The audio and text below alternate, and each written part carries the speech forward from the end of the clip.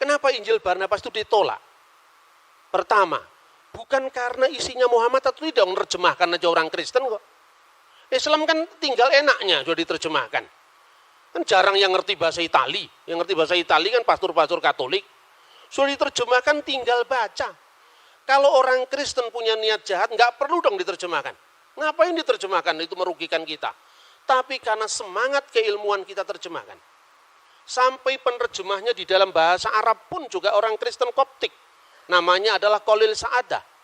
Tetapi demi keilmuan dia memberikan contoh bahwa memang dalam konteks perjanjian baru itu misalnya ada persoalan-persoalan angka tahun, misalnya Yesus lahir zaman Kirenius atau tidak. Tetapi bangunan dasar seluruhnya betul ditemukan prasasti tentang kata iterum, bahwa dia yang kedua kali bertakhta. Tetapi soal Injil Barnabas ini parah sekali karena memang abad 16 dari abad pertama.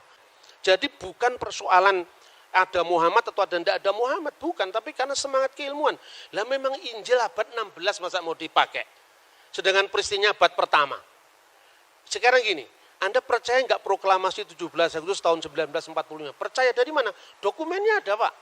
Koran-koran dari zaman Jepang, Suara Asia, Arsip Nasional memang ada. Kemudian kira-kira ratusan tahun kemudian orang mengatakan, loh kenapa informasi saya nggak diterima? Lah yang jelas kamu datang tiba-tiba dan punya nilai sejarah, bagaimana mau diterima? Nah soal admirable itu bukan soal begitu. Karena di dalam naskah kuno manapun, sekarang ini terlalu mudah saudara-saudara. Ada teman-teman yang mengartikan Parakletos itu dengan Periklitos yang terpuji, admirable. Tidak ada naskah manapun yang eksis dari 5.780 naskah. Semuanya berbunyi sama. Hode Parakletos tu penefma tu agion hupemsei dan seterusnya. Seorang penghibur yaitu Roh Kudus. Dan penghibur ini dalam bahasa Yunani Parakletos. Parakletos ini ditulis dengan huruf alfa, tidak ada huruf lain. Sebab kalau bahasa Ibrani kan seperti bahasa Arab, ya ada jitir. Bahasa Arab itu kan dibentuk dari 3 huruf ya, bahasa Ibrani namanya sores. Misalnya salum dari shin, lamit, mim, sama dengan bahasa Arab salam. Nah, kemudian di situ ada menjadi kata kerja baru, kata benda baru. Itu tergantung bagaimana pemakaiannya. Salam, muslim, taslim, itu kan satu akar kata. Tapi kalau bahasa Yunani nggak bisa. Parakletos ya parakletos, periklitos ya periklitos. Karena apa? Seperti bahasa Indonesia, cowek nggak bisa dibaca cuek, nggak bisa dibaca cowok, ya cewek. Karena itu memang struktur bahasanya berbeda itu. Lah naskah kuno itu melestarikan kata parakletos itu dari kitab Ratapan. Kitab Ratapan menerjemahkan parakletos dari menahem, menahemma dalam bahasa Aram. Nah kata menahem ini untuk apa? Sang penolong, sang pembela. Makanya dalam bahasa Yunani modern, advokat itu parakletos. Yesuslah parakletos. Di mana disebutkan? 1 Yohanes pasal 2 ayat 1. Kalau kamu berdosa ada pembela antara kita dan Allah, ada parakletos. Yaitu Yesus Kristus yang adil. Roh Kudus disebut alon parakleton. Parakletos yang lain tapi kata alon itu menunjukkan satu dan berhubungan. Sementara kata uteros itu lain bertentangan. Misalnya, lo yihye Elohim akhirim alfanai. Jangan ada Elohim lain, ilah-ilah lain di hadapan hadiratku. Misalnya, di Kalok 10 perintah Allah. Itu disebut theoi uteroi, ilah-ilah yang lain. Odeis theos uteros. Jangan ada ilah yang lain. Uteros itu lain bertentangan.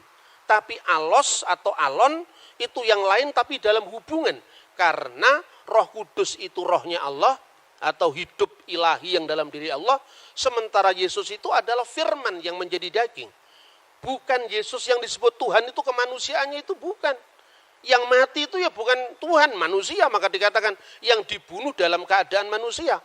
Seperti Quran turun ke dunia ada 2. Yang pertama yang kelihatan yang bisa diterjemahkan, bisa dibaca dengan lipatan bibir, gerakan lidah, kata Imam Al-Ghazali dalam Qawaidul Aqwaid. Tetapi ada Lauhul Mahfud yang kekal. Yang kekal dan yang temporal. Begitu juga ketika firman menjadi manusia, ada dimensi kekal dan dimensi temporal. Gitu lah. Dan itulah yang disebut alon parakletos dan alos parakletos. Seorang bapak gereja dari gereja Syria Timur, namanya Timotius Al-Awal. Dia mengatakan, seorang Kristen boleh saja mengatakan Muhammad berada di jalan para nabi. Tapi kenapa kita tidak langsung mengatakan Muhammad itu nabi?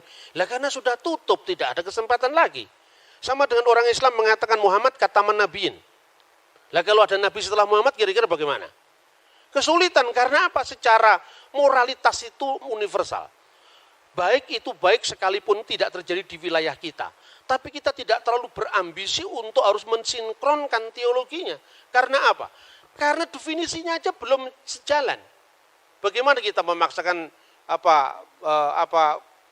teologinya? Saya contoh, rasul dalam iman Kristen dan Islam itu beda maknanya. Rasul dalam Kristen itu berasal dari kata Ibrani Seliah. Artinya apa? Seorang yang punya otoritas mewakili umat.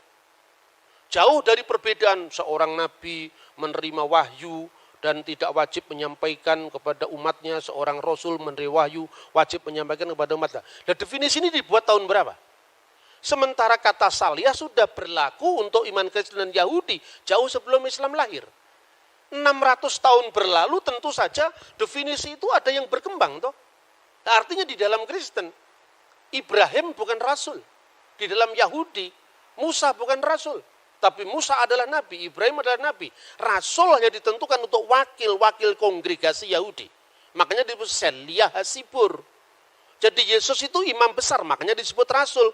Beda dengan definisi rasul yang dipaksakan oleh banyak orang yang berpolemik lintas agama itu gitu loh. Nah, seperti ini selesaikan dulu dong definisinya. Jadi artinya kadang-kadang ungkapan yang sama dimaknai berbeda, tapi ungkapan yang berbeda ide iman yang beda diungkapkan dalam bahasa yang sama gitu loh misalnya. Kemudian keberatan apa? Tidak ada keberatan kalau memang teksnya memenuhi syarat, kan tidak memenuhi syarat. Memang teksnya ya sekarang ini loh. Ada problematik perjanjian baru ya. Tetapi bahwa perjanjian baru ketika Yesus itu lahir, kaisarnya namanya Tiberius, penguasa Yudea namanya Herodes, tidak bertentangan dengan fakta sejarah manapun juga. Bacalah Yosefus, bacalah 12 kaisar Roma, semuanya sejalan. Karena apa? Yang nulis memang orang yang sejalan. Yang menjadi wali negeri, Pontius Pilatus, itu katanya Injil Barnabas, ini bukan kesalahan kecil, ini kesalahan fatal. Karena apa? Pilatus itu baru menjadi wali negeri itu pun sementara. Itu setelah pemecatan Herodes Archelaus. Jadi ketika Herodes Agung meninggal, itu kemudian ada 3 orang yang dipilih oleh Kaisar Roma, yaitu Archelaus, Antipas, dan Filipus. Karena Archelaus ini ambisinya terlalu tinggi untuk menguasai kota suci waktu itu, tanah Israel waktu itu, dipecat. Sensus yang pertama ditulis Injil Lukas masa Kirenius itu sensus Pax Romana, kesatuan Romawi. Sensus yang kedua juga ditulis di dalam Kisah Kisah Rasul pasal 5, itu sensus untuk apa? Melacak sisa-sisa pengaruh kejahatan Archelaus dalam rangka menyelamatkan jajahannya Roma. Maka kemudian Kaisar Tiberius mengangkat Pilatus, dan itu tidak hanya ditutup perjanjian baru. Untuk mengatakan seperti itu tidak usah dibaca perjanjian, tutup saja Injil, baca Yosefus, itu clear sejarah itu. Lah Injil Barnabas satu pun nggak ada yang masuk itu. Bagaimana tahun Yobel dikatakan 100 tahun, itu kebangetan itu. Ada orang yang masih membela dengan nada yang sangat apologetik.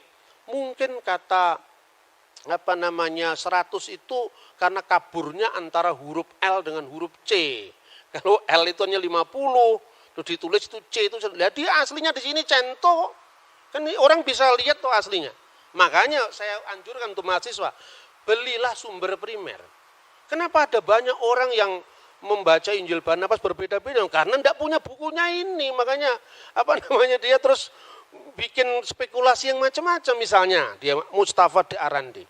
Saya pastikan yang namanya penulis Injil Barnabas itu Fra Marino. Karena apa? Pertama, fakta bahwa pada waktu itu politik inkuisisi gereja menelan banyak korban. Dan korban pemaksaan agama itu orang Muslim dan orang Yahudi.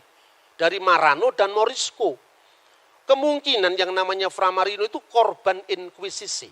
Lalu melampiaskan dendamnya di masa permusuhan umat beragama zaman abad pertengahan itu menulis Injil Barnabas. Cuman karena dia belajar sejarahnya tidak komplit, makanya terlalu bersemangat nulis Injil sampai 222 pasal. Maka saya katakan ini the Gospel of Gregetan. Ya kan? Tidak ada dalam sejarah Injil sampai 200 pasal itu tidak ada kalau bukan orang marah. Nah itu yang pertama. Kedua, catatan-catatan pinggir itu tidak mungkin dilakukan oleh orang lain. Karena apa? Periksa uji karbon dari teks itu kan masih sangat baru. Wong teks dari abad pertama aja bisa ditentukan. Misalnya, Papyrus 52, itu yang dikenal John Ryland Papyrus. Isinya hampir separuh dari Injil Yohanes. Dulu abad lalu, orang baru periksa uji karbon itu baru menentukan abad. Sekarang udah ketinggalan. Teknologi terbaru, periksa uji karbon itu hanya bisa berjarak puluhan bahkan tahunan saja. Maka sekarang uji karbon terbaru, P52 itu asalnya dari tahun 115 Masehi. Yohanes anak Zebedius menulis Injilnya tahun 90. Karena menurut catatan Bapak Gereja kuno, misalnya Papias. Papias itu siapa? Muridnya Yohanes langsung. Polikarpus, muridnya Yohanes langsung. Kalau di Islam ini seperti tradisi sanad itu loh. Itu di gereja ortodok dipertahankan. Kenapa orang-orang Protestan itu tidak paham itu? Karena dia terlalu baru, zaman VOC baru muncul. Akibatnya apa? Karena kekurangan data primer tadi, dia melakukan eksperimen-eksperimen yang terlalu jauh mengambil kesimpulan. Misalnya Natal, perayaan Dewa Matahari itu baru dipersoalkan tahun berapa? Tahun 1700 sekian itu, zamannya Paul Ernest Jablonski.